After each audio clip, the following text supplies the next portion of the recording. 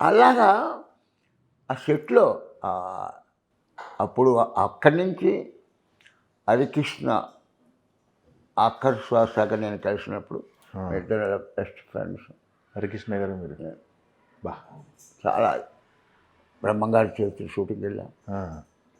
ఆ షూటింగ్లో అప్పుడు నాకు ఈ పాన్ పరక్ కాదు, సిగరెట్లు అలవాటు ఉంది. హరికృష్ణకి సిగరెట్లు అలవాటు. అవును. మీ ఇద్దరం పోయి ఆ పక్కకి వెళ్ళి సిగరెట్ కాల్చుకున్నాం. రామారావు షాట్ అయ్యి బయటకు వచ్చారు. ఏమి చేస్తా ఆ చెట్టు పక్కన పొగొస్తాను చూసుకొని ఏదో అంటుకుంటూ ఉన్నాడు.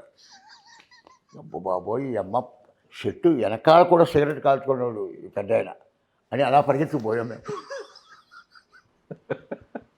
హరికృష్ణ గారు కూడా భయపడేవాళ్ళు. సిగరెట్ కదా అదే. అలా వెనక్కిపోయాడు. అలాగా ఒకరోజు ఇక్కడ అనురాగ్ దేవత బాబు జీడిమెట్ల అక్కడ షూటింగ్, ఒక పెద్ద కొండ ఉంది. ఆ కొండ మీద ఓ బిల్డింగ్ ఉంది, అక్కడ షూటింగ్. అది రాఘవేంద్ర డైరెక్షన్. శ్రీదేవి, రామారావు అందరూ ఉన్నారు. ఒక జీపు ఈ కొండ మీదకి రావాలి, అక్కడ సీను. ఆ జీపు డ్రైవర్ 2-3 సార్లు సగం దాకా వచ్చి మళ్ళీ వెనక్కి వచ్చేస్తాడు.